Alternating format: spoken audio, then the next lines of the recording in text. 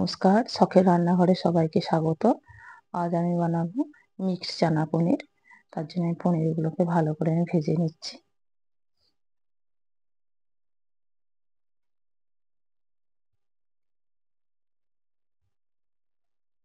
ওখানে আমার পনিরটা ভাজা হচ্ছে, আর এখানে আমি পরোটার লেচিগুলো দেখলেন আপনারা রেডি করে রেখেছি। ময়দা আর আটা মিক্সড করে আমার মাখানো আছে। তো পনিরটা ভাজা হয়ে গেছে, তাই তুলে নিয়েছি। এবারে আলু আর গাজরগুলোকে ভালো করে ভেজে নেবো। আগে থেকে এগুলোতে সবজিগুলোতে আমি নুন মাখিয়ে রেখেছিলাম। তাই এখন আমি ভেজে নিচ্ছি সবজিগুলো।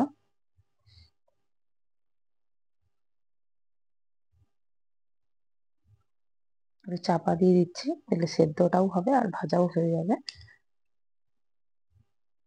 নেড়ে ভালো করে আমার ভাজা প্রায় হয়েই গেছে। এবারে আমি নামিয়ে নেব।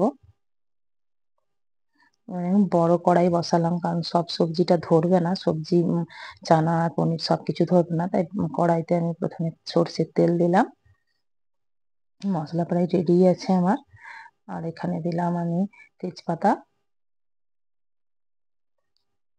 শুকনো লঙ্কা, আর দেব কিছু গরম মশলা, গোটা গরম মশলা, আর দিলাম কয়েকটা কাঁচা লঙ্কা।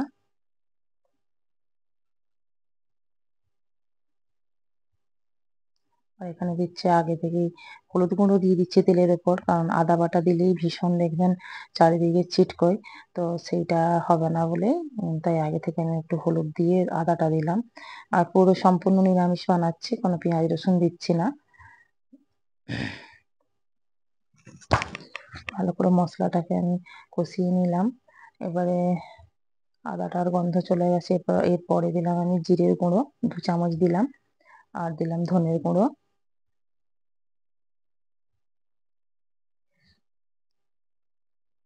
আর এখানে দেব রেড চিলি পাউডার দিলাম।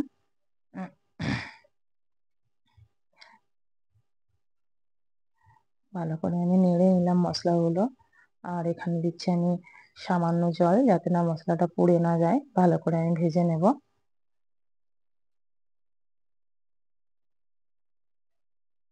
টমেটো আমি পেস্ট করে রেখেছিলাম, সেই টমেটোটা দিয়ে দিলাম, পেস্ট করা টমেটো। ভালো করে কষিয়ে নিচ্ছি। টমেটোর কাঁচা গন্ধ প্রায় চলে গেছে। এবারে দিচ্ছি আমি কাজু ও আমন্ড বাটা। আমন্ডটাকে আমি ভিজিয়ে রেখে তার খোসাটাকে ফেলে দিয়েছিলাম, সেটাই আমি কাজু আর আমন্ড একসঙ্গে পেস্ট করে রেখেছিলাম, সেটাই দিলাম।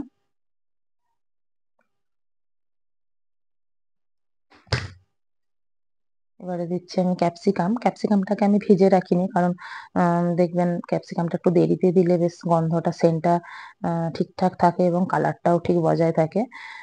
ক্যাপসিকামের যে একটা সবুজ কালার, তো ওই জন্য আমি এখন দিলাম। উম, আর দিচ্ছি স্বাদ মতো নুন।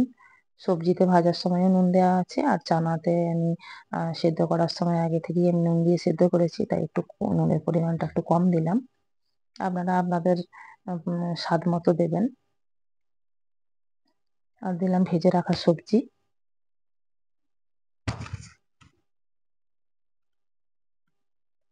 ভালো করে কষিয়ে নেব সবজিগুলো মশলার সঙ্গে। পনির আমরা নানাভাবে বানিয়ে থাকি, আজকে ভাবলাম একটু অন্যভাবেই বানাই। পনিরের তো আমরা নানা পদই খেয়ে থাকি। আর এখানে আগে থেকে সেদ্ধ করে রেখেছিলাম কাবলি ছোলা, তাই সেটাই আমি এখন দিয়ে দিলাম।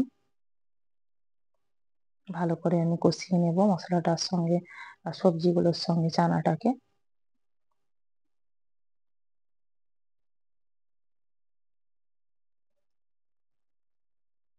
কারা কারা এইভাবে বানিয়েছেন একবার বলবেন, আমাকে জানাবেন অবশ্যই। আমি তো অনেকবারই বানিয়েছি এইভাবে, বেশ ভালোই লাগে খেতে, খারাপ লাগে না।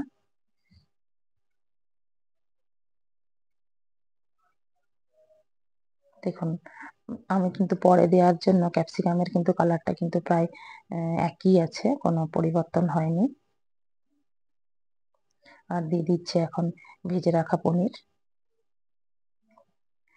আমার কিন্তু ডেসক্রিপশন বক্সে ফেসবুকের লিংক আমার দেওয়া আছে, আপনারা অবশ্যই একটু ফলো করে দেবেন, ফেসবুকে পেজটাকে একটু ফলো করে দেবেন আমার। আর এখানে আমি পনিরটা দিয়ে ভালো করে আমি নেড়ে নিলাম। হয়ে গেছে, এবারে আমি দিলাম স্বাদ মতো চিনি। আর কাসুরি মেথি ছাড়া পনিরটা ভাবাই যায় না, তাই একটু আমি দিয়ে দিলাম ওপর থেকে কাসুরি মেথি।